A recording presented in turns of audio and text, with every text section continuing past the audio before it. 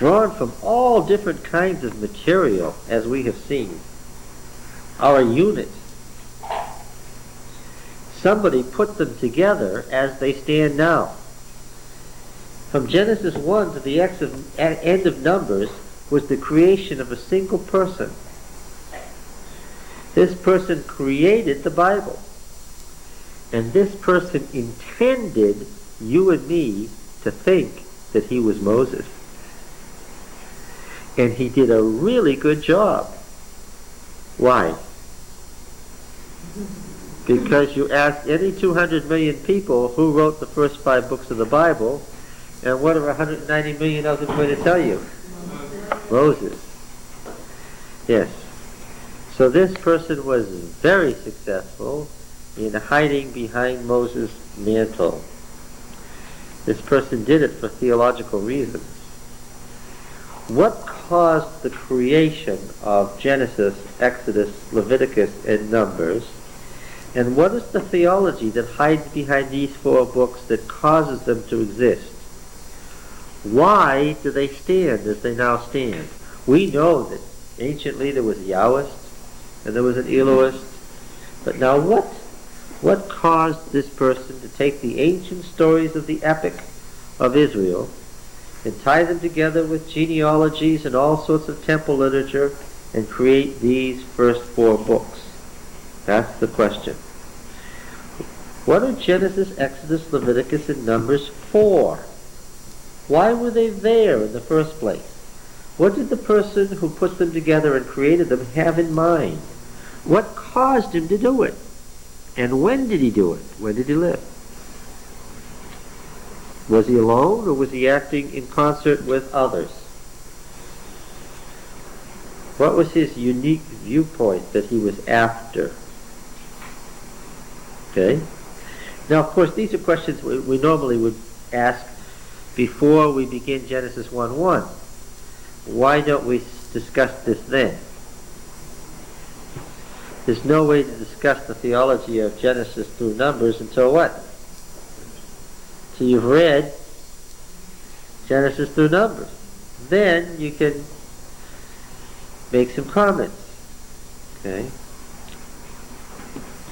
We can't really consider the book of Balaam apart from because you see, the book of Balaam is the last section of Numbers. Right? Now, you probably know when you're writing a huge work like Genesis, Exodus, Leviticus, and Numbers, that what you say first and what you say last has something to do with what's up in what you're writing, right? There's something in the book of Balaam that has to do with Genesis 1 that makes it logical that Genesis 1 is the beginning and Balaam's prophecies are the end. Now, just like a lot of other sections, the book of Balaam pre-existed the priestly writer who put these books together. But as with many other of his sources, he overwrites it. What do I mean by overwriting? It's like what we saw when we looked at the Yahweh story of the flood. The priestly writer didn't rewrite it.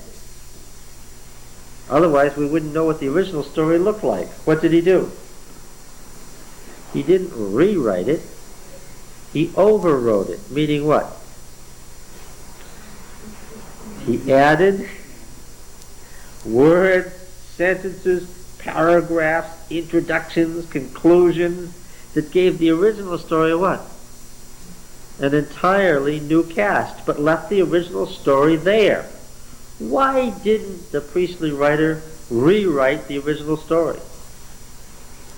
Because it was sacred scripture. But he wanted to interpret scripture because of what had just happened. Something happened that was so dramatic that this writer reinterpreted the existing scriptures and gave them a whole new cast. And what he had to say has direct implications to Adventists today. Has to do with Adventist theology. Okay? Now isn't this fun? Can anybody tell me what the little book of Balaam is about as it now stands? Hint, it's not about Balaam. Not about Balak. It's not even about the Exodus. Yes? This afternoon, it seemed like the most striking thing was the blessings on Israel. Yeah, the theme of blessing is all the way through, isn't it? Every time they open their mouth, it's whether you can bless or curse. Right? Where do you first hear about blessings in the Bible?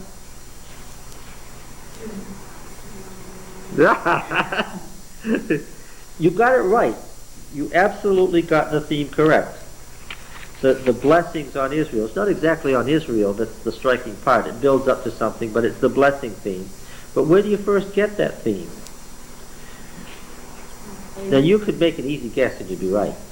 What did I just say? Genesis what? 1. Okay, yes. The blessings of creation. Yeah. Do you know how the blessings of creation narrow down, Richard?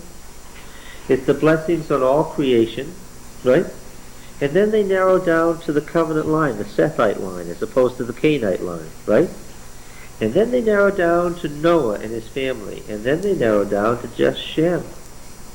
And among the Shemites, they narrow down to just the line of Abraham, right? They narrow down finally to just Israel. More and more blessings on fewer and fewer people. Okay? And finally, the blessings narrow down to somebody within Israel. And that's what the book of Balaam is about. The priestly writer has included it because he's up to something. He's shifting his theme of blessing again. Now, since the book of Balaam is the conclusion to the whole story, we'll just read it, but we're not going to get the whole effect until we go back and reread the whole story and get the high points. Well, what happened? It's a simple story. It's only 5 pages long in our Bibles. Not that that wasn't a giant work in ancient times when you were writing on a scroll. There was a whole book unto itself at the time, but it's a little section in ours. Chapter 22:1, Then the people of Israel set out and encamped in the plains of Moab beyond the Jordan at Jericho. That's not part of the story, as we're going to find out. Now Balak the son of Zippor saw all that Israel had done to the Amorites, and Moab was in great dread of the people, because they were many. Moab was overcome with fear of the people of Israel, and Moab said to the elders of Midian, this is how the Moabites and the Midianites got linked together later in that story about the Midianite princess came in with the prince of Israel, and they were committing adultery inside the tent of meeting, right? It's the fact that he speaks to the Midianites. Said to the elders of Midian, this horde will now lick up all that is round about us, as the ox licks up the grass of the field. So Balak, son of Zippor, who was king of Moab at that time, sent messengers to Balaam the son of Beor at Pethor, which is near the river Euphrates, in the land of the Amorites, Amal, to call him, saying, Behold, a people has come out of Egypt to cover the face of the earth, and they are dwelling opposite me. Come now, curse this people for me, since they are too mighty for me. Perhaps I shall be able to defeat them and drive them from the land. For I know that he whom you bless is blessed, and he whom you curse is cursed. That's the theme statement. By now, you are used to the fact that when you have got a literary section, there's going to be a beginning, a middle, and end, and a theme. Right? And by now you should be able to spot the beginning of a story as once upon a time. And when you hear, and they all lived happily ever after, you know what? You got to the end. Yeah. So here's the theme statement. He whom you bless is blessed, and he whom you curse is cursed. And that sets off bells. By now, I know that the theme of blessing and cursing is the theme of the priestly writer. Let's go back and see that again. Where was that blessing business? Well, of course, there were blessings in creation. And the blessings were lost, and then came the flood. Genesis 9. Go back to Genesis 9.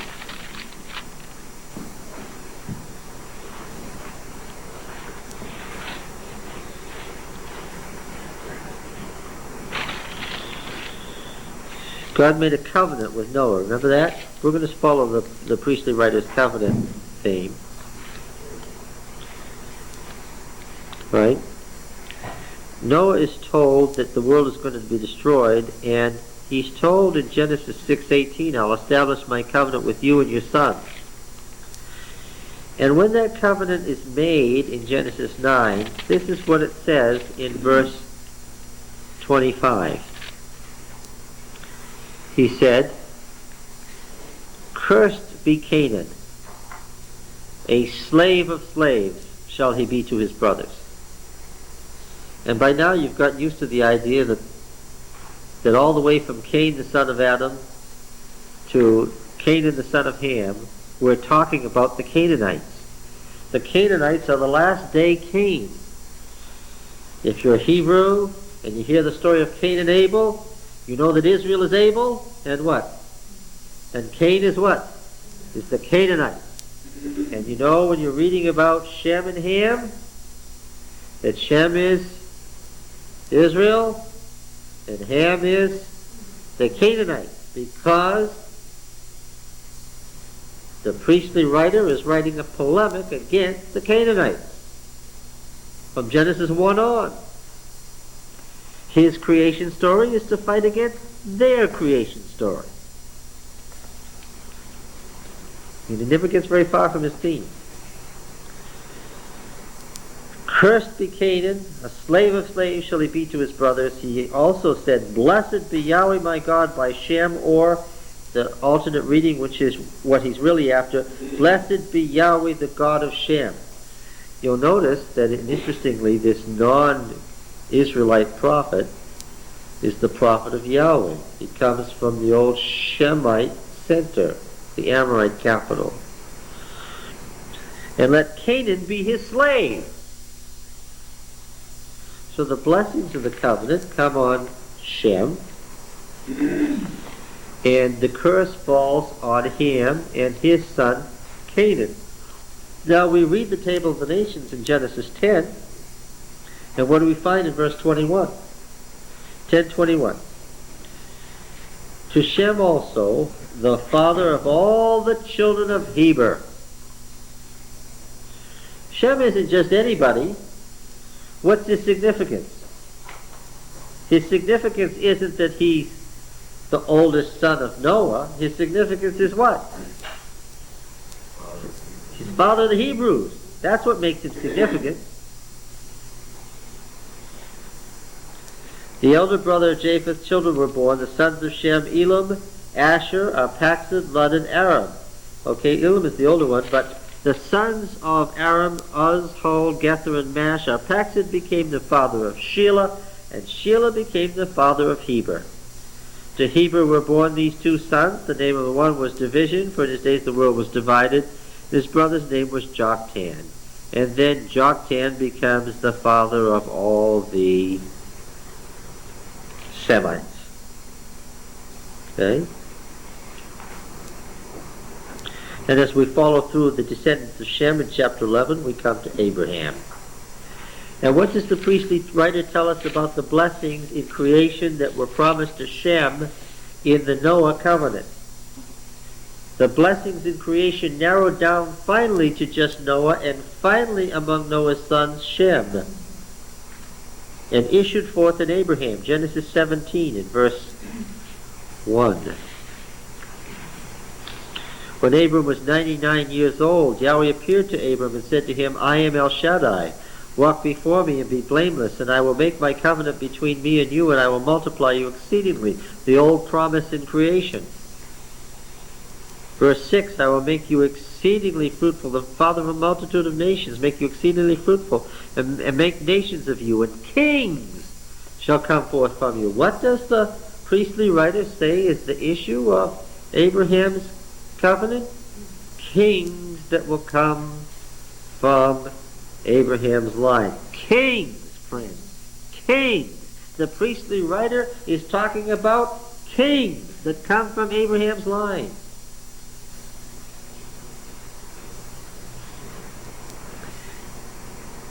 And I will make nations of you, and kings shall come forth from you, and I will establish my covenant between me and you and your descendants after you throughout their generations, for an everlasting covenant to be God to you and to your descendants after you, and I will give to you and your descendants after you the land of your sojournings, all the land of Canaan. Don't think of it as the land as a geographical designation. What country did they go to? The land of Canaan. No. Think of it as a personal possession. Whose land is it? It's Canaan land. And who are you going to take it away from? You're going to take it away from Canaan. So think of Canaan as a personal name. It's the land of Canaan that you're going to get. For an everlasting possession, and I will become their God. And it says in about Isaac, I will establish my covenant with him, verse 19, an everlasting covenant for his descendants after him.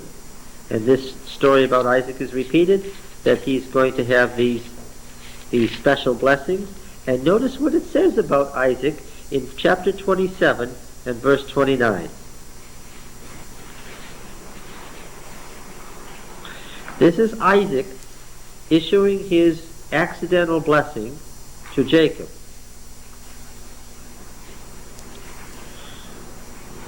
Let peoples serve you, and nations bow down to you. Be Lord over your brothers, and may your mother's sons bow down to you. Cursed be everyone who curses you, and blessed be everyone who blesses you. Now, what was that theme statement in Balaam again?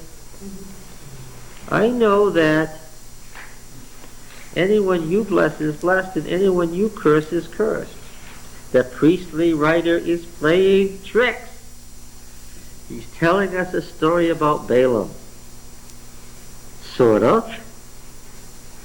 What's he really telling us about? The blessings of the covenant made at creation, which has been his theme. Right?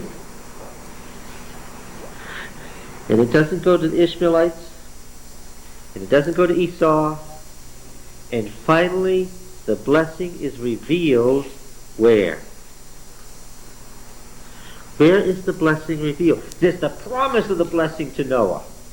The covenant is reestablished with Noah. There's a promise of blessing to Noah. The covenant is reestablished with Abraham. The promise of the blessing is made to Abraham. And through Abraham, Isaac, Jacob, Joseph, the promise of the blessing. But it's never achieved. We're not told how the blessing, until when? Where do we have to get to find out the blessing is revealed? Huh? So where are we? What event? On the birth of the... So we call that the Exodus. The departure from Egypt and the possession of the land of Canaan isn't a promise anymore, it's what? Yeah. The destruction of Egypt is the beginning of the destruction of Ham, because Egypt is Ham, is one of the Hamite countries in Genesis 10. The whole sequence of events from the departure to Egypt to the destruction of Canaan is what? It's the fulfillment of the promised blessing that was promised in creation.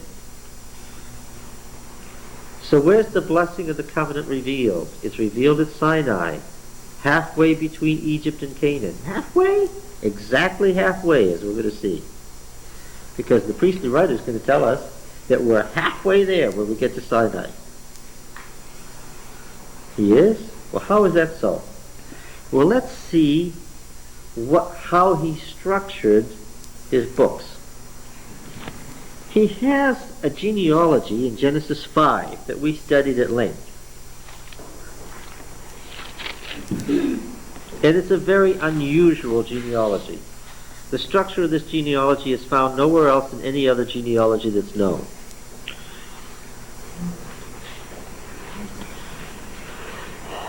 Let's use verse 5-6. When Seth had lived 105 years, he became the father of Enosh. Seth lived after the birth of Enosh 807 years and had other sons and daughters. Thus all the days of Seth were 912 years, and he died. Okay? Very unusual statement of a genealogy.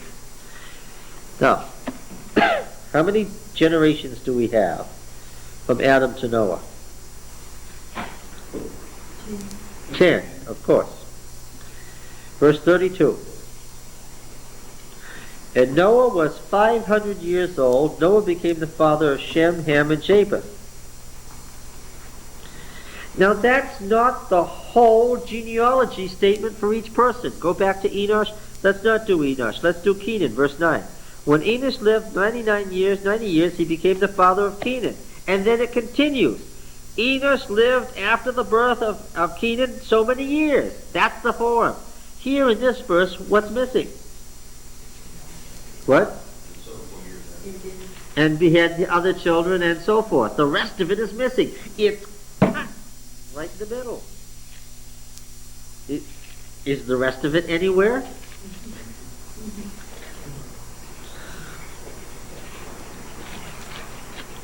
Is there any more? Yeah. Where?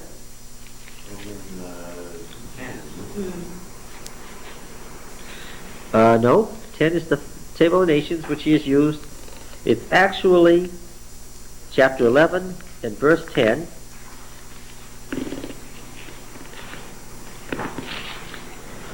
When Shem was 100 years old, he became the father of Arphaxad, parentheses, 2 years after the flood. Shem lived after the birth of Arphaxad 500 years and had other sons and daughters, and so forth. And if you read down, it's exactly the same unusual format. And how many generations are there? There are 10.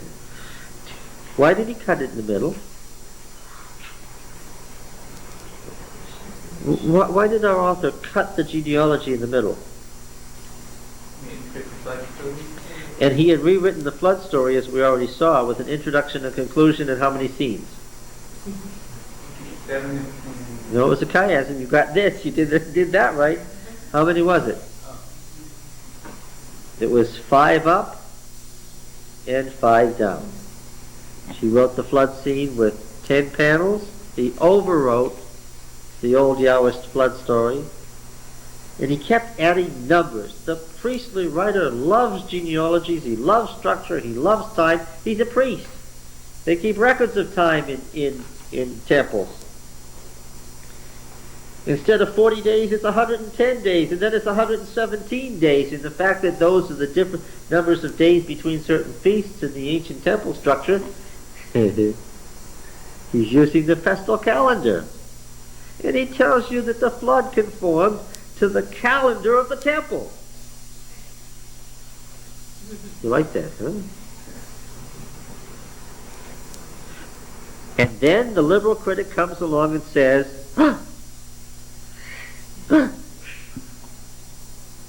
the priestly writer disagrees with the Yahwist writer, and some redactor edited them together and did a poor job. No, that isn't what happened at all. There was no redactor. The priestly writer overwrote, not rewrote, overwrote the Yahwist flood story and added his temple details to it. To tell you the whole thing was part of the temple structure. The temple that was in heaven. The thing was already functioning, but it wasn't on earth. Where is the temple revealed on earth? Where is the temple revealed on earth? What? The Garden of Eden. No. Didn't you say that the garden? What? Garden is the forerunner of the temple. Where's the temple revealed on earth? Huh? Zion? Oh, that's centuries too late. Although the priestly writer wants you to think of Zion, yes. Sanctuary, yeah. Yes, the temple's revealed on earth at Sinai, when the sanctuary comes down from heaven to earth. Okay, now, this genealogy is the beginning of his structure. Watch. Genesis 1:1. It's hard to believe that from Balaam we should be back here. In the beginning, El created Elohim, or El or Elohim, it doesn't matter, created the heavens and the earth. The earth was a formless void. So forth, right? And God created various things, and it was all done. And then there's a very, very, very, very, very strange statement. Chapter 2, verse 4. After the creation week. These are the generations of the heavens and the earth when they were created. Is that a conclusion to chapter 1 or a beginning to chapter 2, or what is that? It appears to be a heading, does it? Is it a heading or a conclusion or what? What's it a heading to? What is it? What? It looks like the start of a genealogy. Because what's the word for generations there in 2:4?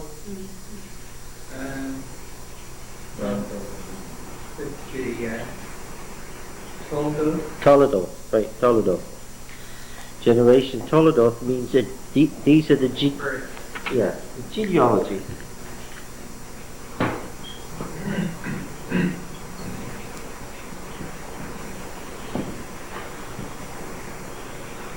Genealogies. This genealogical structure is the structure of his book. He's got all this material from everywhere. He's got the Yahwist stories. He's got the Elohist stories. He's got tons of genealogies. Where did he get all these genealogies? He's a priest, friends. And the fact that he has genealogies from all over tells you what temple he's from. He has genealogies from Dan to Beersheba. He has genealogies of all the surrounding nations. He knows the history of the Kenites. He knows the history of the Midianites. He knows the history of the Ishmaelites. He knows the history of the Moabites. He can tell you all the Edomite kings. What temple is he from? Well, he's from the biggest temple where all this stuff would have been gathered together. All right. Now, he begins. These are the generations of the heavens and the earth when they were created. And it's the beginning of a story.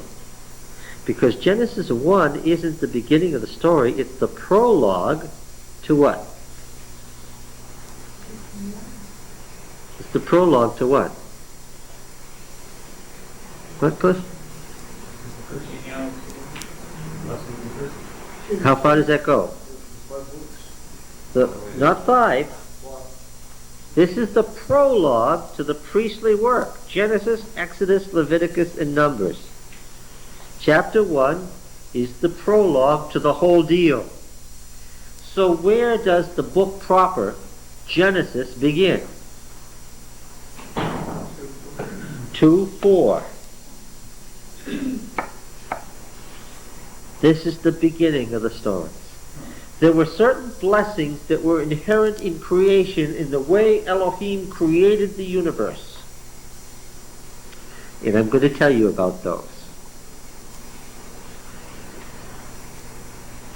First, the generations of the heavens and the earth. And it talks about their descendants. First the earth, then its descendants. Earth, Adam, created a man, Adam. Right? It's the same name. The descendant of the earth was Adam, the clod man, the earth man. Earth's first son. Okay? And here again, the whole, two different creation stories that don't agree. What happens to all that? What do we say about all that? All beside the point nonsense. Why? the priestly writer is structuring something here. He's using the old creation hymn from the temple, pieces of which are found all through the Psalms. This is the old creation hymn from the temple, which he has overwritten. He's added some funny things, like he made the stars also. It wasn't good enough to say he made the sun and the moon, because the folks tended to worship the stars too. So he kind of destroyed the poetry and moved some things around and messed up the meter because he overwrote it to prepare for his theology. Okay? So, these are the generations in the heavens and the earth when they were created. Colon. How far does this first section go? Well, it goes all the way over to 426.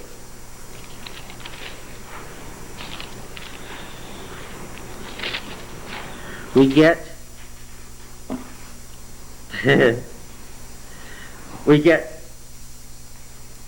the murder of Abel by Cain, right?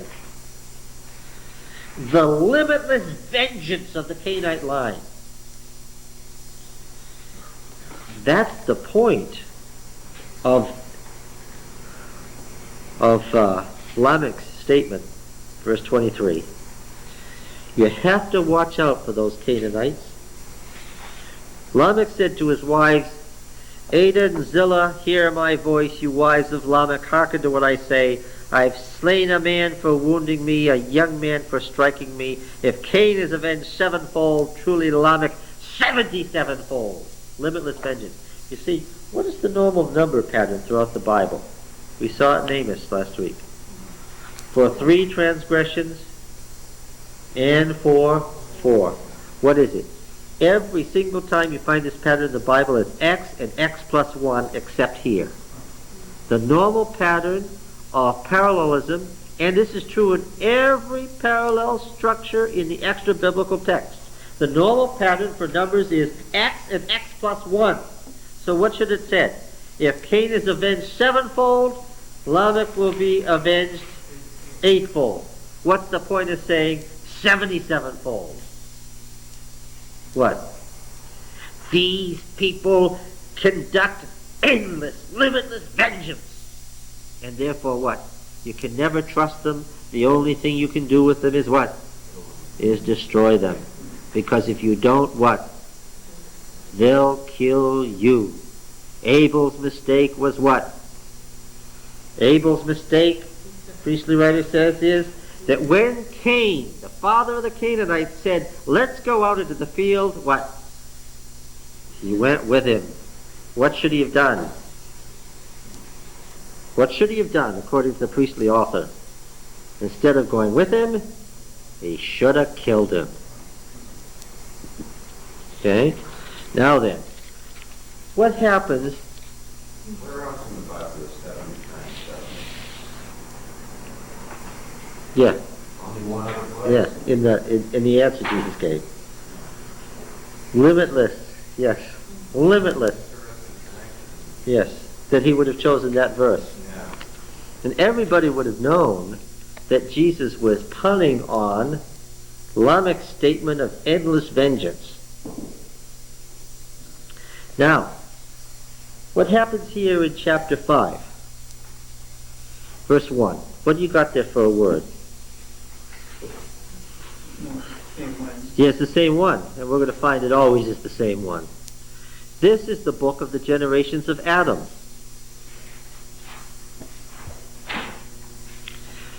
Calmness explains the presence of Genesis 2:4 where it is, which commentators have argued over for centuries. Why is Genesis 2:4 where it is? These are the generations of heaven and the earth.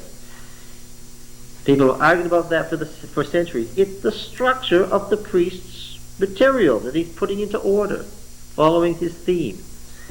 Chapter 6 and verse 9, I know what's going on there. He has written the prologue. In the prologue, his description of the marriage of the sons of God with the daughters of men is the warning that something is coming.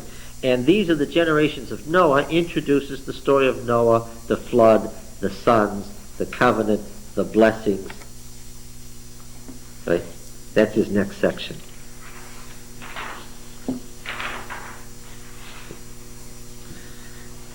You won't find these words, these are the generations of in between here. Does this explain the age of Lamech too? In the genealogy? Sure it does. Yeah. Why he's 777. So why he's 777 years old. The priestly writer plays his 900 and some like numerology games, right? Numbers mean something theological.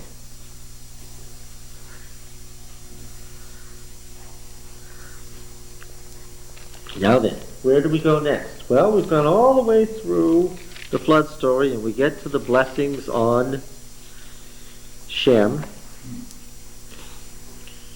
And then we have 10.1, section 4, 10.1.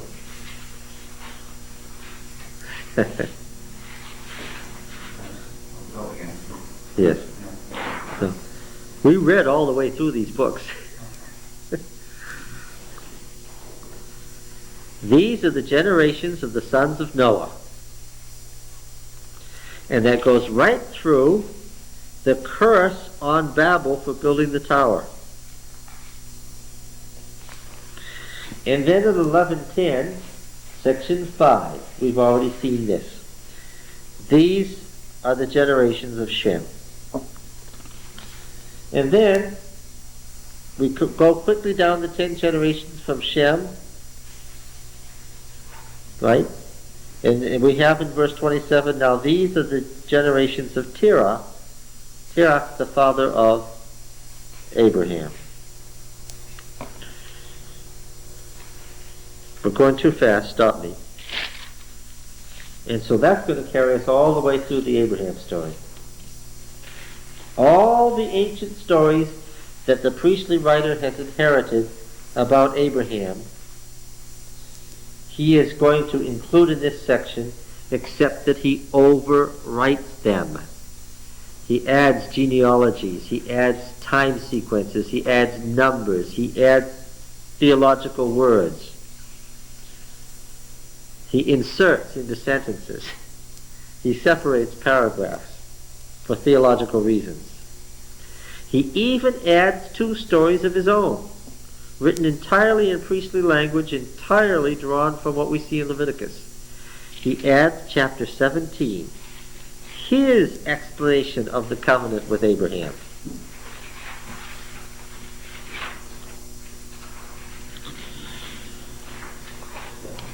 The whole of chapter 17, we already have the giving of the covenant of Abraham in chapter 12. We have it again in 15. The Yahwist already told the story about the giving of the covenant of Abraham. So did the Elohist. These are the Mushite and Aaronite reminiscences of the covenant made with Abraham. But that isn't good enough for our writer, because they don't tell you the things he wants told. So he gives us a whole long, detailed story of the final covenant made with Abraham, where much more is stated.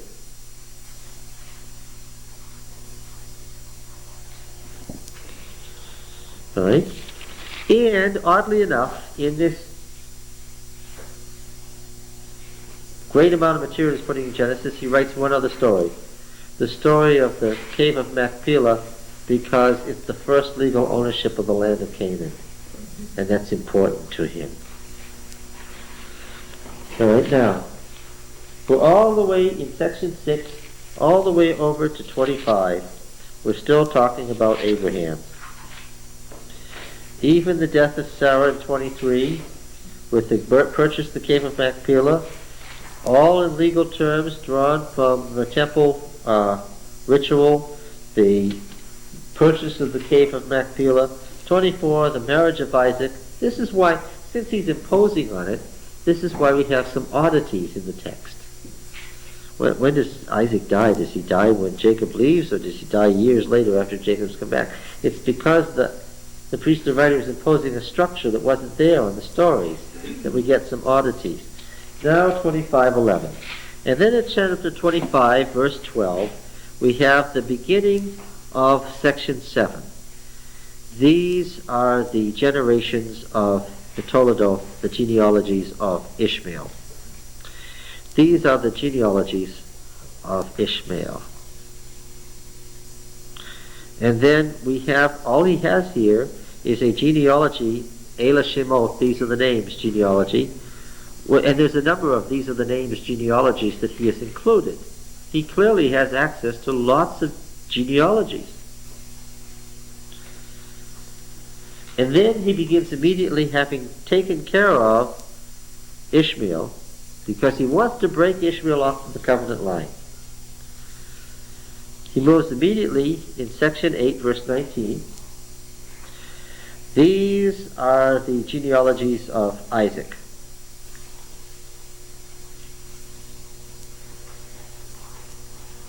Okay? So we've already had a lot about Isaac already, but this is where he begins the story of the descendants of Isaac. 25:19 goes all the way to 35:29. And here, in this section, he narrows the special blessing down to Jacob. We already saw that in chapter 27. And then, 28:3. God Almighty, El Shaddai, bless you and make you fruitful and multiply you, that you may become a company of peoples. May he give the blessing of Abraham to you and to your descendants with you, that you may take possession of the land of your sojournings, which God gave to Abraham. Right? And, all right, now then, the whole Jacob story is continuing through 29 and 30. Jacob is growing. The blessings on Jacob. Jacob gets a special blessing as he stops at Bethel.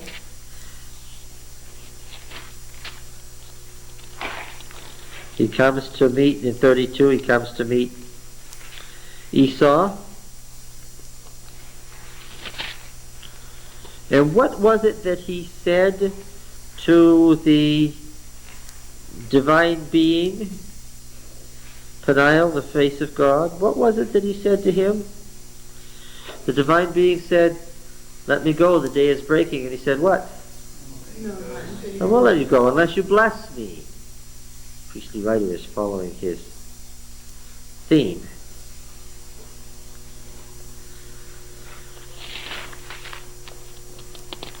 Yes.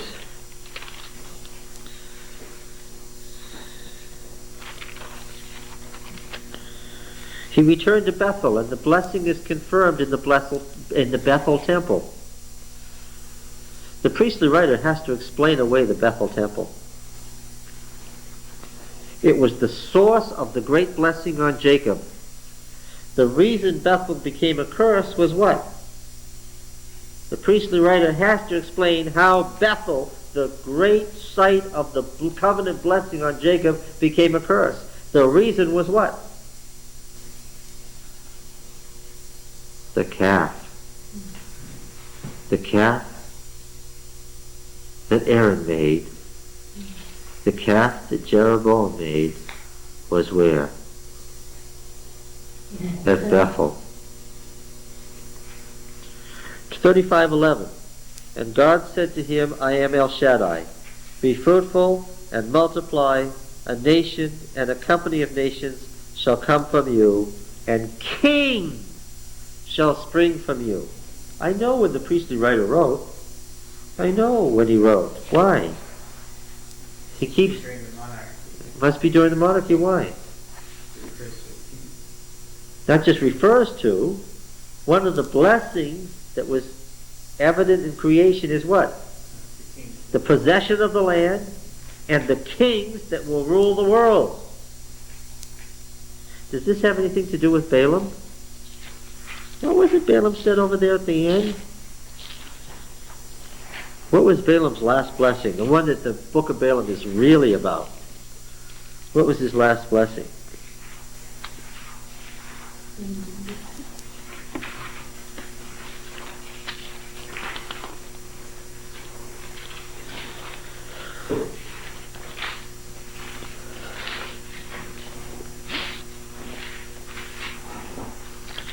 Let me just read a couple of things in the book of Balaam. Verse 6, 22:6. He whom you bless is blessed. He whom you curse is cursed. Verse 12. God said to Balaam, you shall not go with them. You shall not curse the people, for they are blessed. Verse 17. I'll give you great honor. Come, curse this people for me.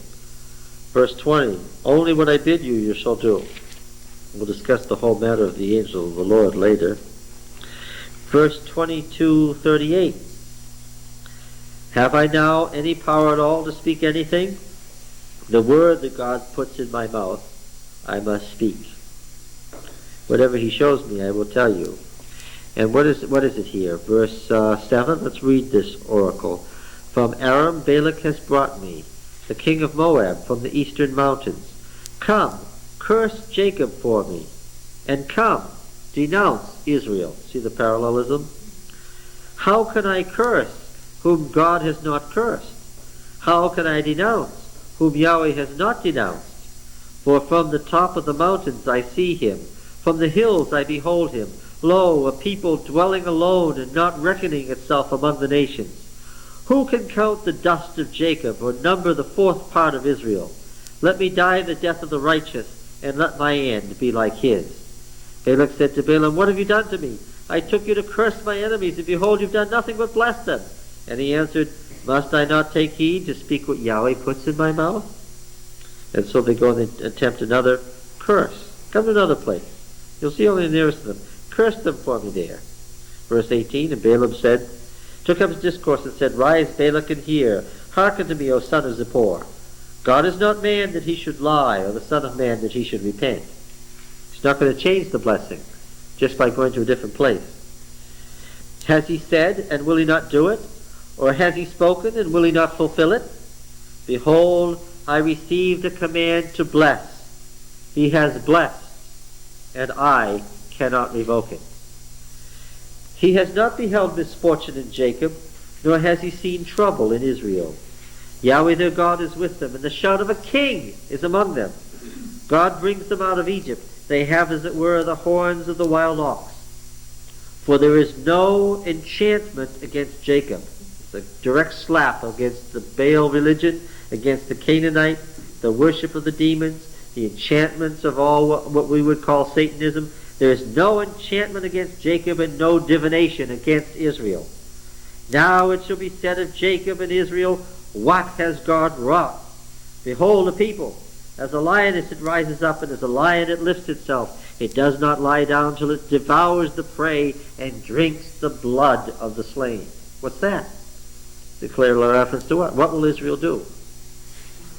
Israel will destroy you. And Balak said to Balaam, the priestly writer is playing a game here, neither curse them at all nor bless them at all. Make them neutral. But Balaam answered Balak, did I not tell you all that Yahweh says I must do? And Balaam becomes a foil for the heathen nations, who were driven on by God's plan, who can't stop it, who can only what? Who can only state it. When Balaam saw that it pleased Yahweh to bless Israel, he did not go as at other times to look for omen, but he set his face toward the wilderness. He didn't look at Israel. He looked what? He looked away from Israel. He put his back to Israel and faced the wilderness. And Balaam lifted up his eyes and saw Israel encamping tribe by tribe. The war camp. He's not departed from his theology. This is the book of Numbers. And the Spirit of God came on him, and he took up his discourse. So he seeing them in vision, he said, the oracle of Balaam the son of Beor, the oracle of the man whose eye is opened, the oracle of him who hears the words of God, who sees the visions of the Almighty, falling down but having his eyes uncovered. How fair are your tents, O Jacob, your encampments, O Israel, like valleys that stretch afar, like gardens beside a river, like aloes that Yahweh has planted, like cedar trees beside the waters. Water shall flow from his buckets, and his seed shall be in many waters. And of course we've already seen this double entendre between water and semen and seed. His king shall be higher than Agag. His king shall be higher than Agag, and his kingdom shall be exalted. God brings him out of Egypt. He has, as it were, the horns of the wild ox. He shall eat up the nations, his adversaries, and shall break their bones in pieces, and pierce them through with his arrows. He couched, he lay down like a lion, and like a lioness who will rouse him up. Blessed be everyone who blesses you, and cursed be everyone who curses you. Right? It's no wonder that this is the conclusion to the story. And Balak's anger was kindled against Balaam, and he struck his hands together, and Balak said to Balaam, I called you to curse my enemies, and behold, you blessed them these 3 times. Therefore now flee to your place, and so forth. I would have been able to give you honor. Till I told you, people when they came, if you gave me a house full of silver and gold, I would not be able to go beyond the word of Yahweh, to do either good or bad of my own will. What Yahweh speaks, that will I speak. And now behold, I am going to my people. Come, I will let you know what this people will do to your people in the last days. Now the last days are the days of the priestly writer. Now here we should perk up. We should say, why? When in the mouth of Balaam, the king of Moab, representing all the nations that have left the covenant, right? Because these are the Moabites. When the king of Moab, representing all the nations that have left the covenant, all of them, from creation down to that moment, is told by Balaam, now listen, I will leave. I will go away. I won't curse them anymore. But one thing before I go, I want to tell you what they'll do to you in the last days. What should we be doing? We should be saying, why? This is what it's all about. He's got to his point. He took up his discourse and said, the oracle of Balaam the son of Beor, the oracle of the man whose eye is open, the oracle of him who hears the words of God, and who knows the knowledge of the Most High, who sees the visions of the Almighty, falling down but having his eyes uncovered. I see him, but not now.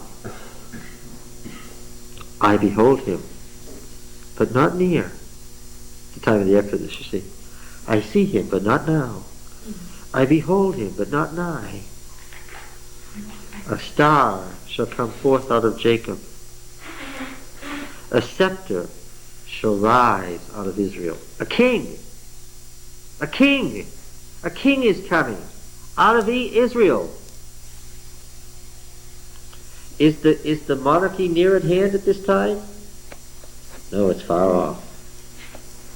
And a particular king is going to rise. It shall crush the forehead of Moab and break down all the sons of Seth.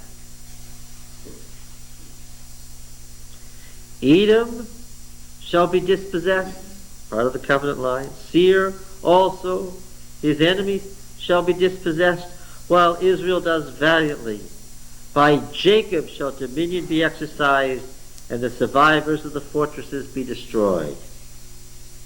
It's typical prophetic view of the end of the world, when the covenant people destroy the evil nations. He looked on Amalek and took up his discourse and said, Amalek was the first of the nations, but in the end he shall come to destruction. And he looked on the Kenites and took up his discourse and said, enduring is your dwelling place, and your nest is set among the rocks. Nevertheless, Cain shall be wasted. How long shall Asher take you away captive? And he took up his discourse and said, alas, who shall live when God does this? But ships shall come from Kittim, Crete, and shall afflict Asher and Heber, and he also shall come to destruction. So in the end, there'll be a time of affliction by the foreign nations, a time of trouble, but in the end, what? The pagan nations will be destroyed by the king who's rising in Israel. So the blessings in creation that were promised in creation will at last be fulfilled when the evil nations are destroyed by the king that's rising out of Israel. And that's why he wrote the first 4 books of the Bible. And it's interesting and in evidence too to see that he included all the nations of the world. All the nations, yes. That they might have a choice. The end, he wrote. Now let's continue here. Where were we? We were down here in Genesis 35:29. And then go to 36:1. Let's see what he has here. Section 9. These are the genealogies of Esau. And we have no more than 1, 2, 3, 4, 5, 6 genealogies strung together. 6 separate genealogies strung together to deal with Esau. And section 10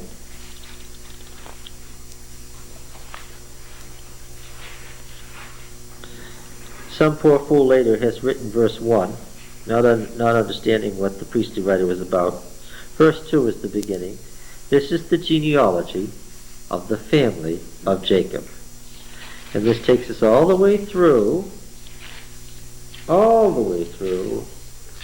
to the family of Jacob being recapitulated in Exodus 6.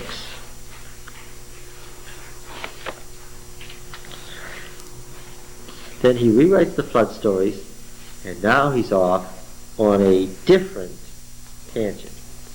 Numbers 33. Numbers chapter 33.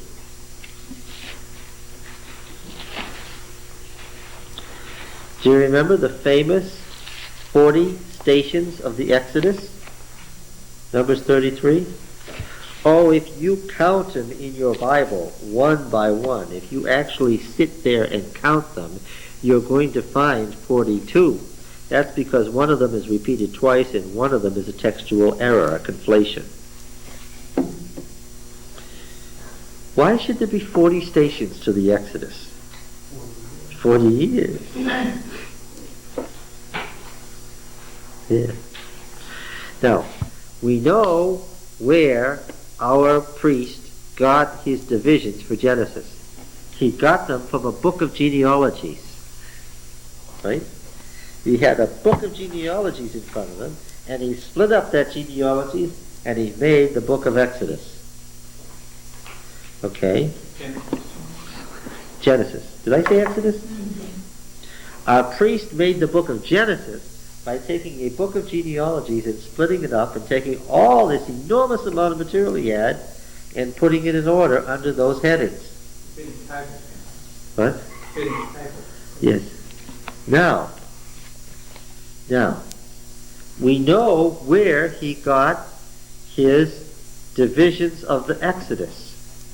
He divides it into 2 parts, just like he did before. Section 1 is, it's instead of 10, it's 12. Okay? Instead of 10, it's 12 this time. He has 6 stops from Egypt to Sinai, and not surprisingly, 6 stops from Sinai to Canaan, making a total of 12 sites. Okay. Now this is more interesting to us because this time we don't have the book of genealogies theoretically. We have the actual document from which the priestly writer was working. The actual document is still in front of us because he was kind enough to include the document in his materials, uncut. We have the actual uncut document from which he was working. And what was it?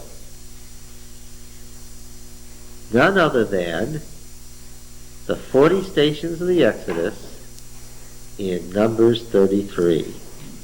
He left it behind for us to see. From the 40 stations of the Exodus, he develops 12 headings. How does he do this? How do you get 12 places out of 40? We're going to be able to see the priestly writer at work. Isn't this fun? Now, his first station on the station list. Now, you must, in order to make this doable, you must keep your finger open to Numbers 33. You put something in Numbers 33 or this is going to be hopelessly difficult. All right, you ready?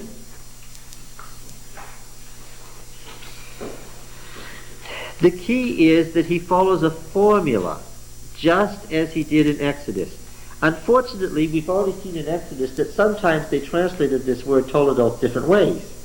Families, genealogies, generations, they kept choosing different words. So the English translation somewhat masks the effect of the fact that the priestly writer always chooses the same wording for his headings. Over here, he always chooses the same wording. And the wording is, the people of Israel left such and such a place, and they went to such and such a place, and they camped there. All right? Now, chapter 12, after he has rewritten the story of the plagues, let me just stop to say, remember the cyclic time that you go through in mythic thought processes? And that mythic view of time was preserved in temples, right? When the destruction of the Canaanites begin, the Hamites, Canaan, same thing.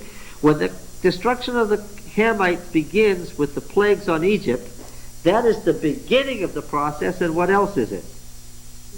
It is the prediction, it is eschatology, it is a picture of what? This is how God started to destroy the Hamites, and what? This is how the world will end.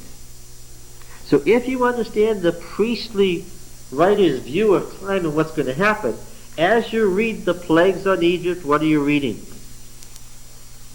You're reading the plagues that end the world.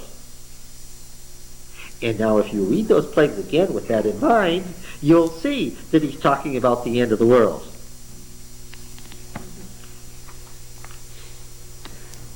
I said earlier, if we can get through the first 4 books of the Bible, add Deuteronomy, what? We don't need any other books. We don't need Revelation for eschatology because what? We'll already have the whole eschatology in the first 5 books of the Bible. All right? We can already predict how the world will end and what it will be like. We don't even need to read the Great Controversy. We'll already know what the issues are. We'll know if one of the issues is the Sabbath. We'll already know it. Okay, now, what do we have here in Genesis 12, verse 37? Exodus 12, 37.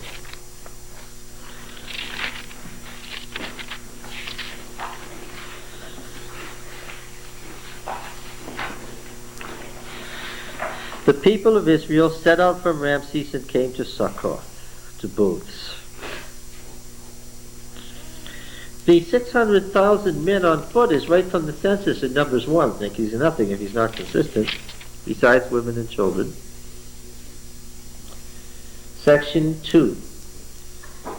Now, what is he doing here? He's dividing up the old story of the epic story of Israel's. He's got the old stories of the patriarchs from the Yahwist, from the Elohist, right?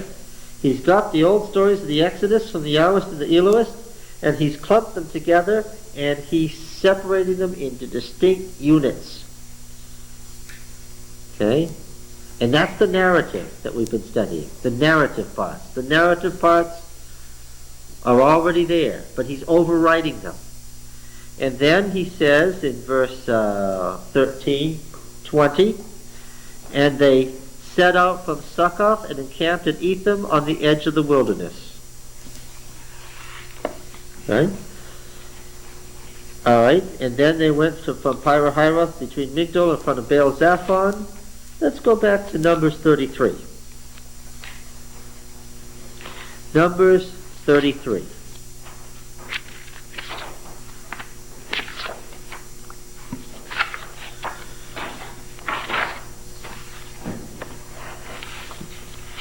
Does everybody have it? Numbers 33, verse 5.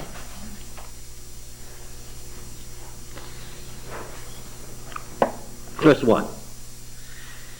These are the stages of the people of Israel when they went forth out of the land of Egypt by their hosts under the leadership of Moses and Aaron. Moses wrote down their starting places stage by the command of Yahweh, and these are the stages according to their starting places. The priestly writer does this all the time. When he gives you material that he's writing or putting together, who does he say wrote it? And where does it come from? He tells you all the time. He tells you often enough for people to be suckered in that who wrote this? Moses wrote this when God told him to. And it's third person, but people today can still look at you wide-eyed and say, what? Well, that's Moses writing about himself. That's the priestly writer writing about Moses. Okay? And here he does it again. He tells you the station list was written by Moses. And the station list was old. The 40 stations of the Exodus may have been written by Moses. It's a very ancient list, and it's a list, as we already studied under Aharoni, of actual places. It's an authentic ancient list. All right? The fact that there's 40 tells you it's already stylized by the time it was written. So what does it say in verse 5? So the people of Israel set out from Ramses and encamped at Succoth. And they set out from Succoth and encamped at Etham, which is on the edge of the wilderness. And they set out from Etham and turned back to Pi-hahiroth, which is east of Baal-Zaphon, and camped before Migdol. And what have we found so far? The wording in Exodus is what? In these headings is what? It's word for word what? It's drawn verbatim without any changes from where? From the station list, the 40 stations of the Exodus. Without any changes at all. He's taking the station list, and what's he doing? Just like he took his book of genealogies, Toledo, now he's taking the station list and he's making it function as headings. Okay.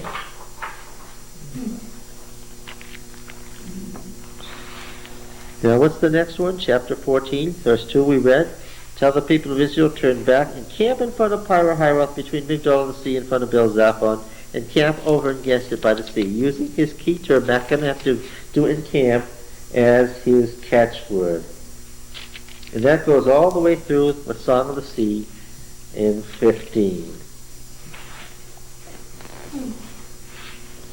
Now, what's very interesting is that in Exodus 15:27,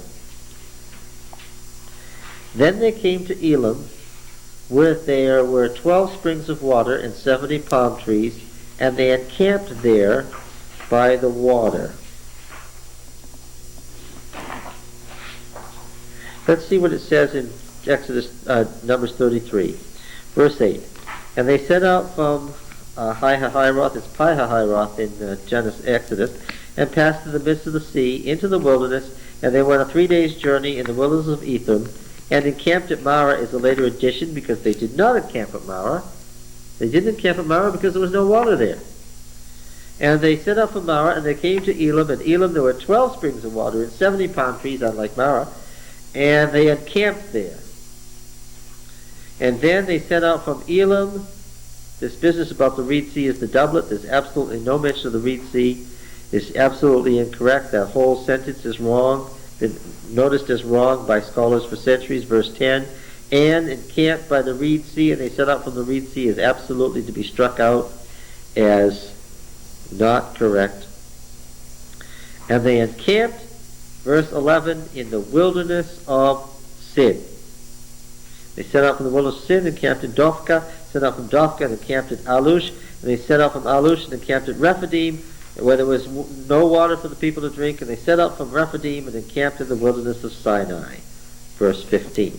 Now then, verse 16:1, we've already read, they set out from Elim, and all the congregation of the people of Israel came to the wilderness of Sin, which is between Elim and Sinai, on the 15th day of the second month after they had departed from the land of Egypt. That's section 5. Now the 6th of the 12 stations is found in Exodus 17:1. And all the congregation of Israel moved on from the wilderness of Sin by stages, according to the command of Yahweh, and camped at Rephidim, but there was no water for the people to drink. Okay? Again, verbatim from the station list. Now, 6 stages to get out of Egypt to Sinai. 6 stages to get from Sinai to the covenant land. Okay? So let's just move up section 2. Okay? You understand what's happening here now? I'm going to make this section 2. And so this will be number 7, 8, 9, 10, 11, and 12.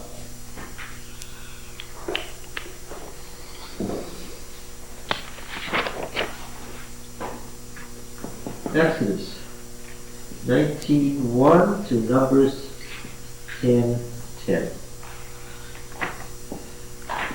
Numbers 10:11 to 19:22 is section 8. Numbers 20 verse 1 to verse 21 is section 9.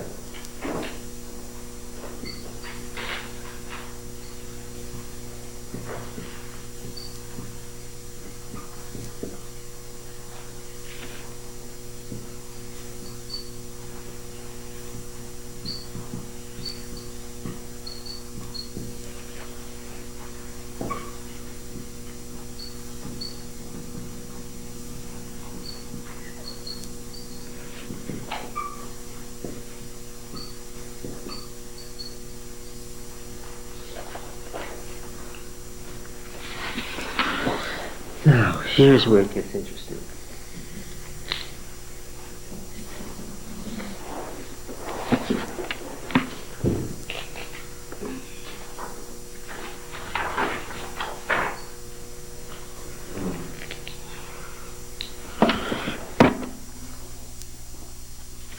Is that a 9 or a 7 down there, number 10? 9.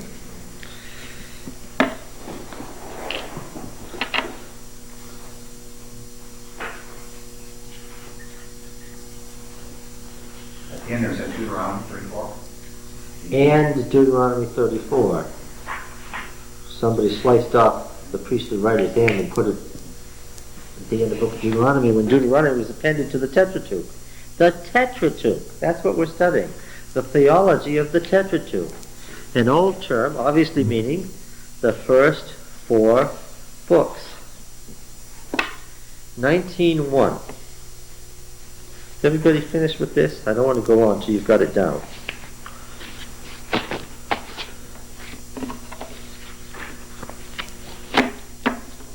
After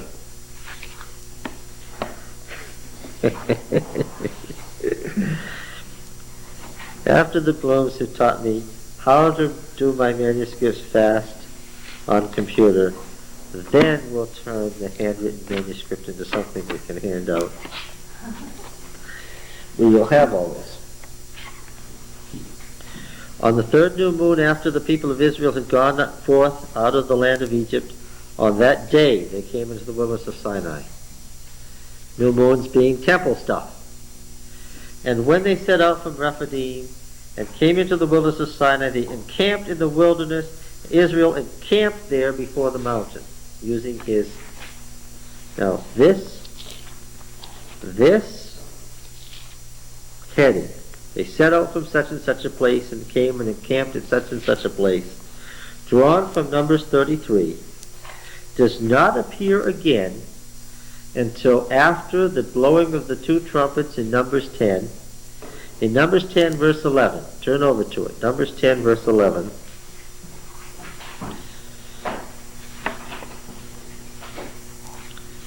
And this is where the narrative reappears.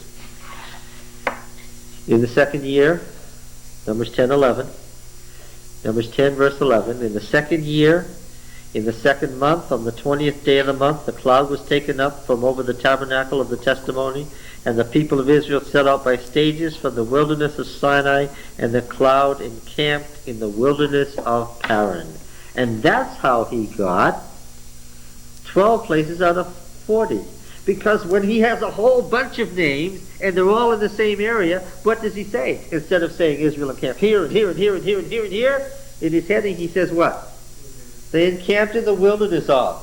And his wilderness of covers a whole bunch of station names in Numbers 33, in the 40 stations of the Exodus. Yes? I know, so you said that in Exodus 17. He did. Yeah, they go for He lumped 4 or 5 of them together. Okay, so now we know how our priestly writer worked when he had to get 12 places. When, because of his scheme, he wanted 12 places out of 40. Why did he want 12 places? How many new moons are there? 12. And he's a priest. Right? The new moon marks a new phase in the temple. Now, catch this. The old Yahwist Elohist narrative of the epic is dropped off at Exodus 19, and the priestly writer inserts massive amounts of additions. All the Decalogue, the Book of the Covenant, the revelation of the tabernacle on Sinai, the golden calf, the building of the tabernacle at the base of Sinai, all the regulations of all the feasts, the manual of offerings, the manual of purification, the entire holiness code, the whole economic system, the blessings and curses of the covenant, the entire departure scene in Numbers is all the insert of the priestly writer into the epic narrative about Sinai.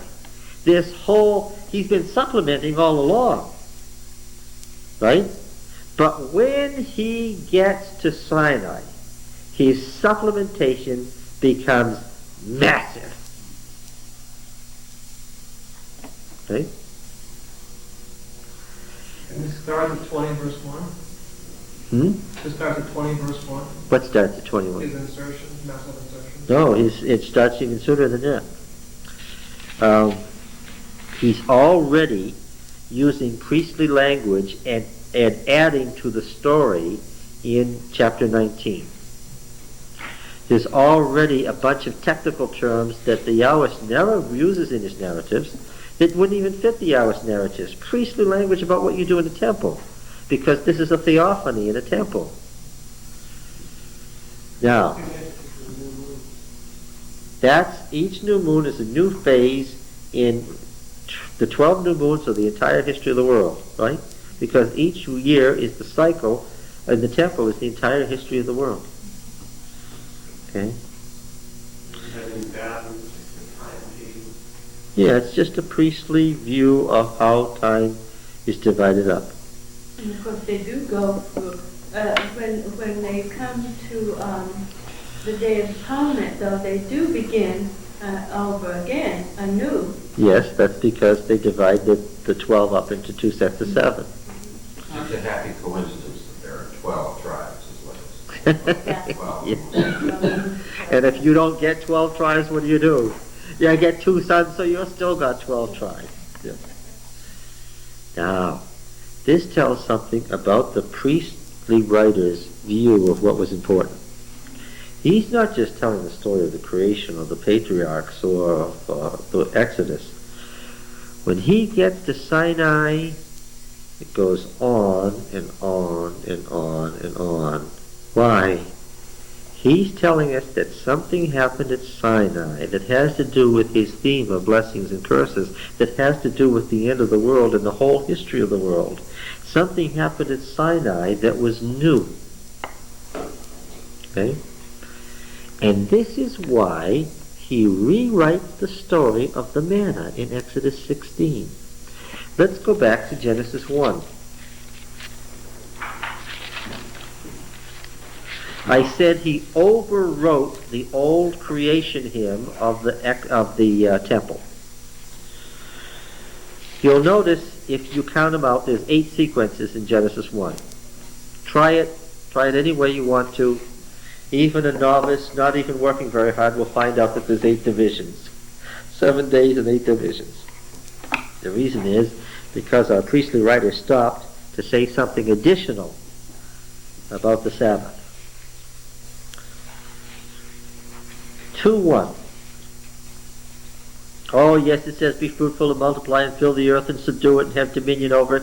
That's only going to happen when the covenant nation destroys the evil nations. We've found out now. That's only going to happen at the end of the world, which is going to be the new beginning, the new creation. And then he says, thus the heavens and the earth were finished, and all the hosts in them, hosts being armies, the armies of the animals, the armies of the stars, the armies of mankind. And on the 7th day, God finished his work which he had done. And he ceased, desisted. It does not mean to rest, because Sabbath didn't mean originally, the verb Shabbat did not mean to keep Sabbath. That's only when you instill the idea of a Sabbath with lots of theological teaching. Right? God couldn't rest. It's not possible. The verb meant what? To stop doing something, to cease. The priestly writer had this problem. In the Canaanite creation story, as in the Mesopotamian and Egyptian creation stories, after the gods created, they were so exhausted, they had to do what? They had to rest. That's why there was always rest at the end of the creation story. And he's got to counteract that idea. So in his creation story, God doesn't rest. He stops to give a blessing. He stops to give a blessing. Because he had finished what he had done, he desisted on the 7th day from the work he had done, and therefore he blessed the 7th day. Doesn't say the Sabbath yet, because he doesn't want you. It's so clear. He cannot call it the Sabbath. Why? It's not the Sabbath yet. It's the day on which he promises the blessings. It's the day on which he stops working to promise blessings. Why can't the priestly writer call it the Sabbath yet? He's not going to do that until Sinai. Yes, that's the answer. Because there, in the priestly writer's mind, there is no Sabbath until what? Until Sinai, when the blessings which had been promised are revealed. The great blessing of the Sabbath was kept a secret in the priestly writer from the moment of creation until what? Until its revelation at Sinai. And that is the covenant that brings the blessings on Israel. That's why we have so much trouble tracing the Sabbath back to Adam and Eve. Yes, you can't trace the Sabbath back to Adam and Eve. It isn't there because it's not supposed to be there. Yes. And we're looking for proof texts to show that the Sabbath existed before Sinai, which is what? That turns the priestly writer's theology on its head. It ruins the meaning of the Sabbath. The Sabbath contains the blessings of creation which were hidden until given to Israel. Israel, only because it has the Sabbath, has the promised blessings. That's why the Sabbath is the covenant. So this stuff about them having kept the Sabbath through the enslavement is... Hold on. The priestly writer has to deal with this business in Exodus 16 about the manna.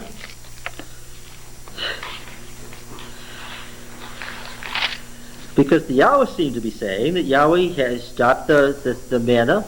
It's okay. Why? It's okay anyway. Why? Once the plagues have been conducted, the revelation has begun. All right. Now then, I'm looking at Genesis 16 and not seeing anything there that looks familiar. It's all about Hagar. Yeah.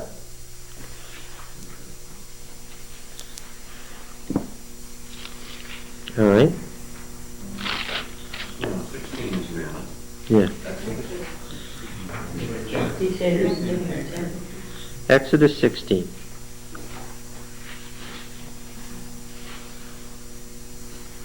Thirteen and 14. Yeah, the banner comes.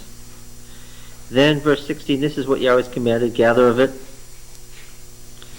And then what they did so, everybody gathered as much. Don't leave anything till morning, verse 19. They didn't listen, some became foul. Morning by morning they gathered, verse 21.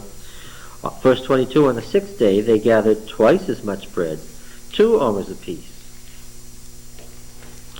And all the leaders of the congregation came and they told Moses. What's the priestly writer's point here? The folks went out and they found that when they gathered, they all had a quart apiece, which was enough for everybody. But there's one day they went out to gather as they normally did, and what did they discover? We have what? We have twice as much. And so the leaders of the congregation rushed to Moses and said, Moses, the folks went out this morning to gather manna as usual, and guess what? There's twice as much as there should be. And so the priestly writer is telling you what?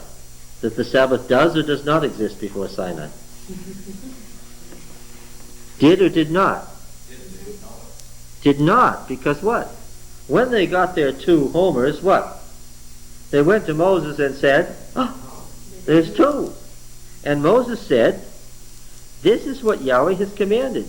Tomorrow is a day of solemn rest, a holy Sabbath to Yahweh. Bake what you... So they're finding out that the reason they have 2, which they don't even know, is what? Because guess what? You've got 2 because tomorrow you're not going to gather any, because tomorrow is a rest day. A cease day. And it's a holy cease day. That's strange, isn't it? It's not explained yet. Now, get to Exodus 20. It's no wonder that the priestly writer overwrote the Decalogue. How does he view the 7th day of the week before this time? The hidden, secret blessings of creation, unknown to mankind. What is it? It's the 7th day that God had blessed. What is it not? It's not this. It is so conspicuous. Look, what is missing from the end of Genesis 2? The creation story there in the first 4 verses. What would you expect to come next? God rested the 7th day. God blessed the 7th day. Therefore, God ordered people not to work on the 7th day. But it doesn't say it. It's so obvious that he should say it, but he doesn't. Why doesn't he? Because that's not the point. Where does God say that? At Sinai. He didn't say it because that doesn't fit his theology. It doesn't fit his theology. Meaning that wasn't the fact. Oh, the Bible is the Bible is the Bible. If we make a presupposition, and you have to approach the Bible with your presupposition, if you make a presupposition that the priestly writer was inspired by God to write the first 4 books of the Bible, then you're stuck with the fact that what he says is the fact. There's nothing else that the Yahwist or the Elohist has said to hint of any Sabbath keeping before Sinai, and the priestly writer hasn't hinted at it. He has said that God reveals it at Sinai. Therefore, that's the fact. That's what the Bible says. I mean, you're always stuck with that. The Bible says. This is what the Bible says. Sometimes we say the Bible says, and we aren't reading it the way it says. Ellen White clearly says that they were keeping the Sabbath before. So does that mean Yes, she was mistaken? she absolutely was. She was drawing from John Evans Andrews' History of the Sabbath, which is fine. It's wonderful. I have no problem with that. There's no question in my mind that Mrs. White had the true gift of prophecy. There's also no question in my mind that it's absolutely the theology of the Bible that the great revelation at Sinai was the Decalogue, and the reason the sanctuary came to earth was to house the Decalogue. The reason God came to earth from heaven was to bring his law, according to the priestly writer, that he was just then revealing, that had been secret, that had been built into creation at creation. The Sabbath was built into the cosmos at creation, but it was an unrevealed mystery until Sinai. Are you saying then, what it seems to be saying then is if you begin to expand this a little bit, is that there was a seventh day, and it was celebrated, but it was not seen for what it was. It was It was a day of ceremony and celebration. We can assume. I don't know of any celebration or ceremony in Abraham's time or Noah's time. Well, you have the sacrifices on a regular schedule. It wasn't a hit or miss thing. I mean, that's also obvious from the stories. They did this on a regular cycle. Yes, the cycle of the new moons. Well, yeah, but again, if you stick to the Bible over and over again, they couple Sabbath to Sabbath with new moon to new moon. Ah, the priestly writing. Yes. That's what he does in Leviticus and Numbers, but not before Sinai. But again, what he seems to do, even here, is to go backward on the pattern and forward on the pattern. So if we have a 7-day cycle before, we have a 7-day cycle. I mean, a 7-day cycle after. We have a 7-day cycle. We do have a 7-day cycle before, but we don't have revealed the meaning of a Sabbath before Sinai. Understood. The special significance of a Sabbath as a covenant seal. Yes, it was just God desisting. So the baby still not the No, I don't think so. No, the priestly writer is not saying that at all. He's saying that Israel is shocked by the two homers on Friday because they don't know what it means. And Moses has to tell them, the reason for this is tomorrow is a holy rest day. And they say, oh. You understand what you're doing. You're fooling around with important things. No. Look. Can we assume that the Bible is the Bible is the Bible, right? There's nobody here from the church board, is there? No. Look, the point is that the Sabbath came down from heaven.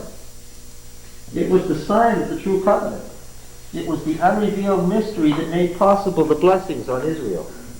These blessings would eventually destroy the evil nations. The Sabbath is the sign and seal of that covenant. The Sabbath is the supreme revelation of God's authority in Israel. And that's our theology. And a priest in ancient Israel explained this 30 centuries ago. And we can't mess up his theology because he was the inspired writer, not us. Now look. We have the blessing of the Sabbath at creation.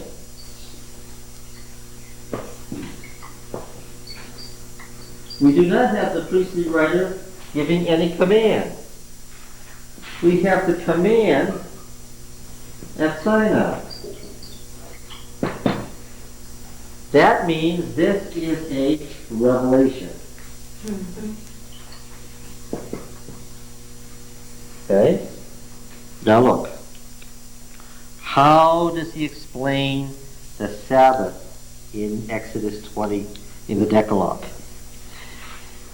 We know that the ancient Decalogue was simply don't do this, don't do that, don't do the other. Obviously, the fourth commandment originally was don't fail to desist. Okay? It's not very theological. Right? The guy who was gathering sticks, what was his problem? He failed to desist. Right?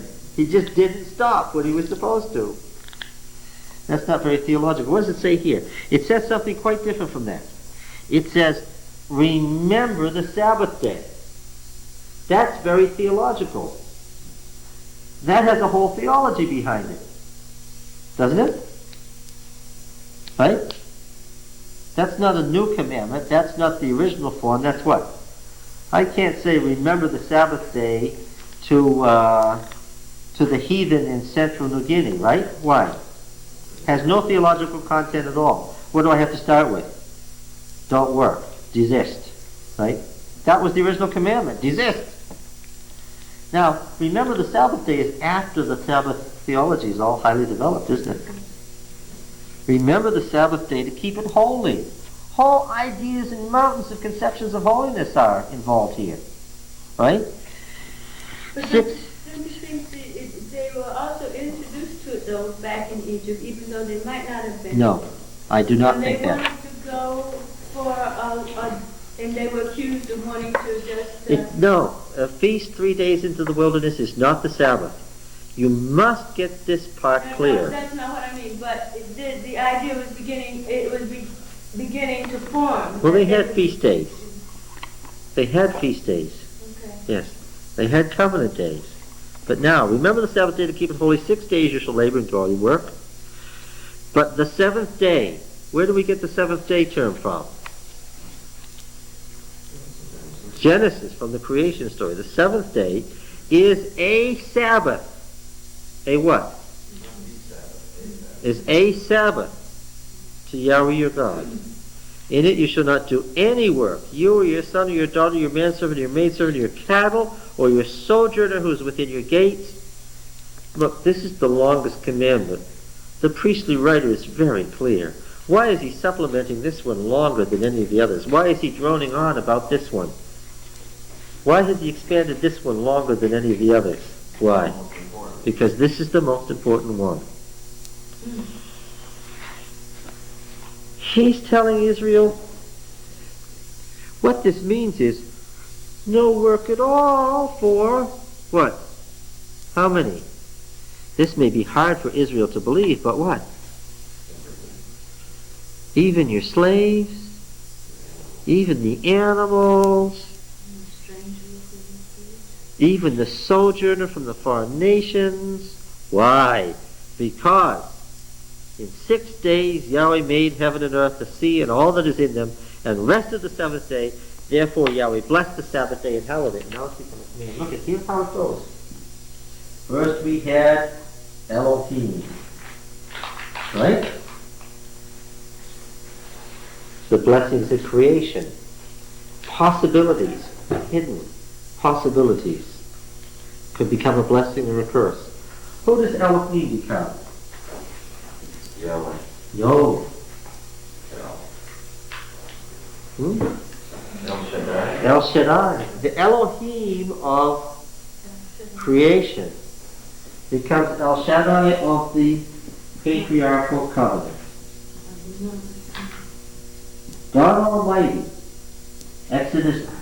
Genesis 17. The covenant with Abraham. I am El Shaddai. Walk before me and be perfect. Okay? Now, a new revelation at the mountain of God, the God of the mountain. What's Moses told?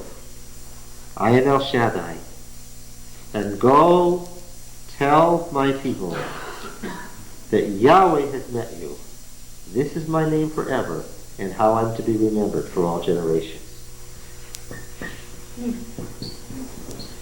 The priestly writer says that there was a certain amount of revelation in creation itself, known to the entire prehistoric world, because he doesn't write history at that time.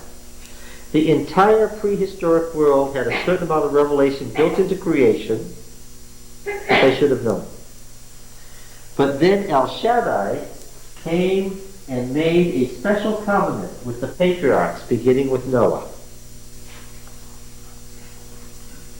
and going down through Abraham, Isaac, Jacob.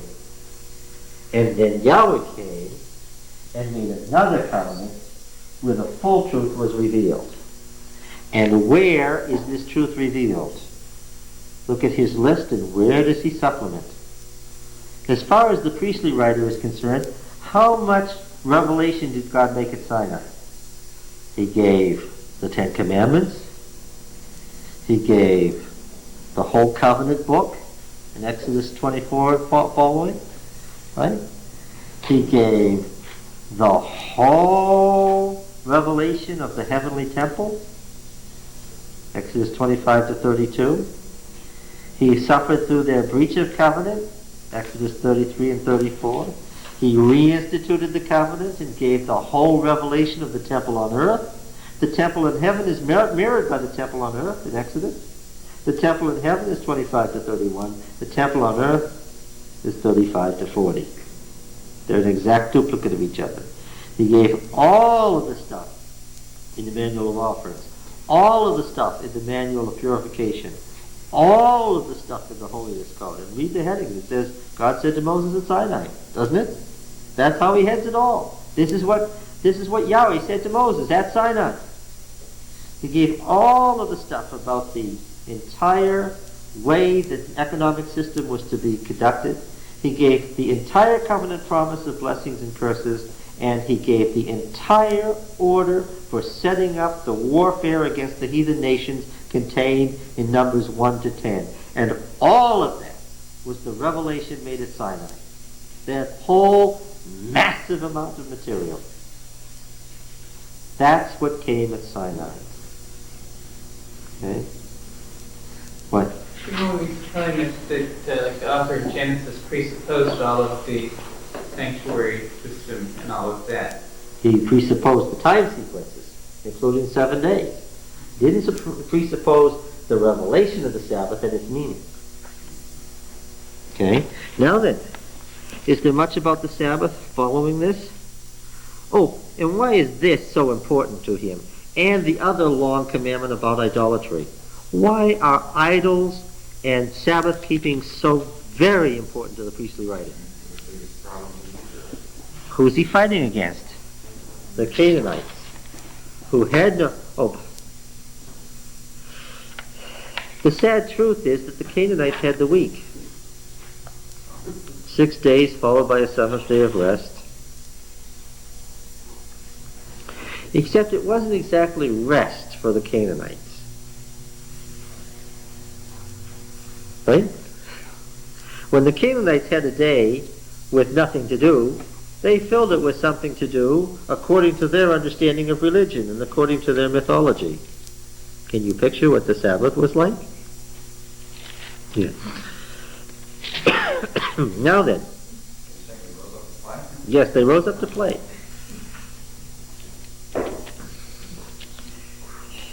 Yes, now, look, you got it. Exactly. Moses is up there on the mountain for 7 days, and then he's taken into the cloud for another 6 weeks. That's 7 weeks long. They're rising up to play on the Sabbath. They are having a Canaanite Sabbath keeping. That's his point. This is how the Canaanites keep the Sabbath. Right? And remember his blessings and curses at the end of Leviticus, in Leviticus 26? If you become like the Canaanites, what will you get? The curses that the Canaanites got. Now look, at the end of this heavenly temple section, and there's no other way to describe it, God reveals a temple from heaven. The pattern is from heaven. The pattern is from heaven. Didn't you really say, though, that they would have never thought of the heavenly sanctuary in the earth sort of as they would have thought of it as a revelation of the heavenly one on the earth? Yes. As the earthly equivalent of the heavenly. When God speaks from Sinai, where is he speaking from in the theology of the priestly writer? From the cosmic mountain, right, that's the right answer. And if he's speaking from the cosmic mountain, where is he? He's in heaven. Yeah, he's in heaven.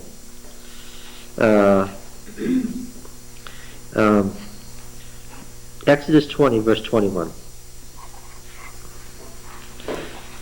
And the people stood afar off, while Moses drew near to the thick darkness where God was. And Yahweh said to Moses, Thus you shall say to the people of Israel, You have seen for yourselves that I have talked with you from heaven. You shall not make gods of silver and gold to be with me. Okay?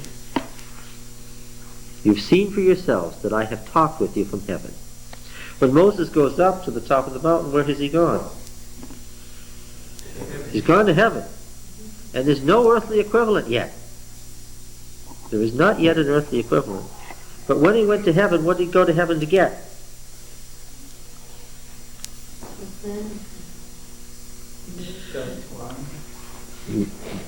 First, and let them make me a sanctuary that I may dwell in their midst, according to all that I show you concerning the pattern of the tabernacle. And to tabernacle means to dwell in a tent. Sanctuary Mikdash is on Kodesh, holy place. Mishkan, Shakan, to dwell. So you shall make it. Then we have the tabernacle from heaven, right? At the end of which, Exodus 25 to 31, we have this. 31:12. You shall keep my Sabbath, for this is a sign between me and you throughout your generations, that you may know that I, Yahweh, sanctify you. You shall keep the Sabbath, because it is holy for you. Everyone who profanes it shall be put to death. Whoever does any work on it, that soul shall be annihilated from the people. 6 days shall work be done, but the seventh day is a Sabbath of solemn rest, holy to Yahweh. Whoever does any work on the Sabbath day shall be put to death. Therefore the people of Israel shall keep the Sabbath, observing the Sabbath throughout their generations, as a perpetual covenant. It is a sign forever between me and the people of Israel, that in 6 days Yahweh made heaven and earth, and on the seventh day he rested and was refreshed. And he gave to Moses, when he had made an end of speaking with him on Mount Sinai, the 2 tables of the testimony, the tables of stone, written with the finger of God.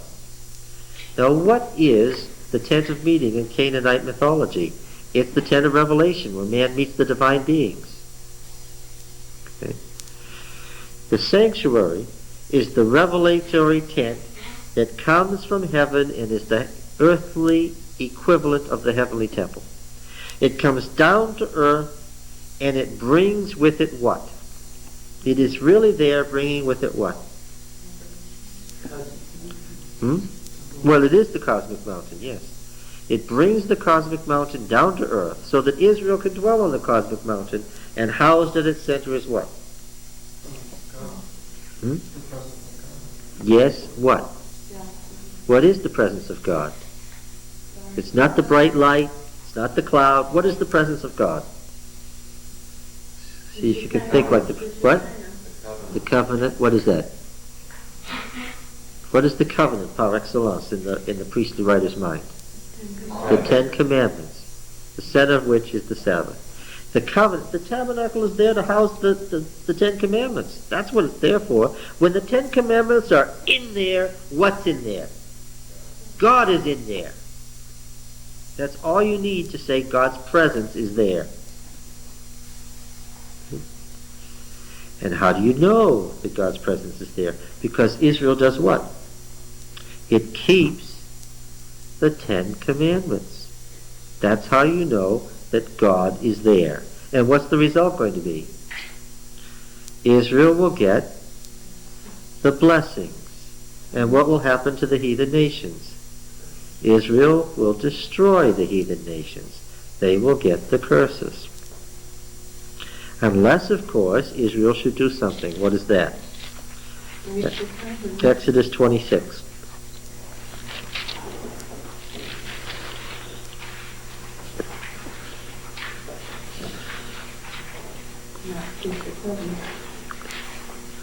There's the preamble statement. 26:1. You shall make for yourselves no idols, and erect no graven image or pillar, and you shall not set up a figured stone throughout your land. 26:1, or bow down to them. For I am Yahweh your God. You shall keep my Sabbath and reverence my sanctuary. 26:1. Leviticus, the curses and blessings. Exodus 20, Leviticus 26:1, the blessings and the curses. Okay, we didn't remember. Yeah, you should remember, even if I'm saying the wrong thing, you should say blessings and curses, preamble. That's Leviticus 26. Everybody read it together. You shall make for yourselves no idols, and erect no graven image or pillar. And you shall not set up a figured stone in your land to bow down to them, for I am Yahweh your God. You shall keep my Sabbath and reverence my sanctuary. I am Yahweh. You get the point? Idolatry, Sabbath, sanctuary. One of the worst things that could ever happen would be if Israel did what? Yes, could you imagine what might be the effect if Israel put idols in the sanctuary? Another disaster could be, what if Israel kept the Sabbath the way the Canaanites do? Do you think it's any accident that the priestly writer has all these things here? Why? What was going on? Yeah. At calves in the temple of Bethel. And not only was God setting up the Ten Commandments, but he was making Israel a nation at this time also. So it was probably important that they know that they was this nation that was supposed to do these things. It's not this time that's the significance of the priestly writer. In fact, the priestly writer is hardly even writing about Sinai. What's he really writing about? What time is he writing about? His own day. Now we might ask the question, when is his own day? That's a story for another day. Right? All the way through, he's talking about there was a certain blessing built into the cosmos at the order of creation. Somebody can get it. They can get it if they do certain things and understand certain things. People kept breaking off from the covenant line and losing the blessing. Cain did. All the Canaanites did. So did all the Ishmaelites. So did all the Edomites. Folks kept losing the blessing. That's what happened to Lot. That's how come the Moabites and the Ammonites don't have the blessing. You can lose the covenant blessing. Israel, it finally narrowed down to Israel. The full revelation was made at Sinai. But what could happen? Leviticus 26.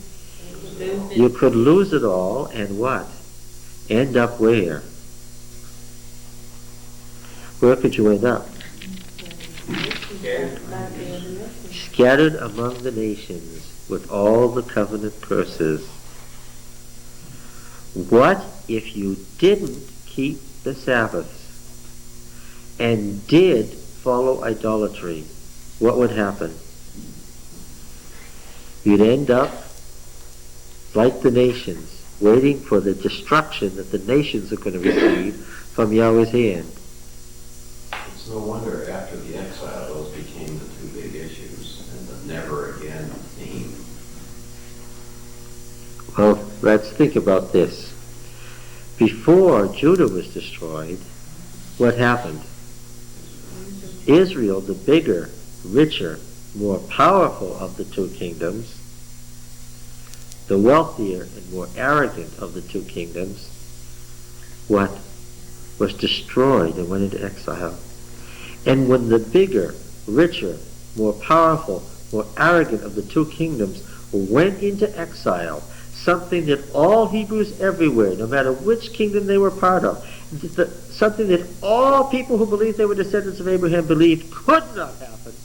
When Israel went into exile, what was on people's minds? How did this happen? Why did this happen? Isn't Yahweh the great God, the Creator? Can't He protect His own people? Is Yahweh really the God of the nations? How could Israel go into exile? What happened?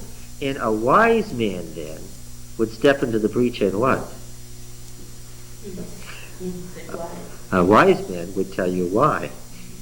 And that's how we got Genesis, Exodus, Leviticus, and Numbers. Because a great priest, and we even know his name, stepped into the breach and wrote it all down. Bye.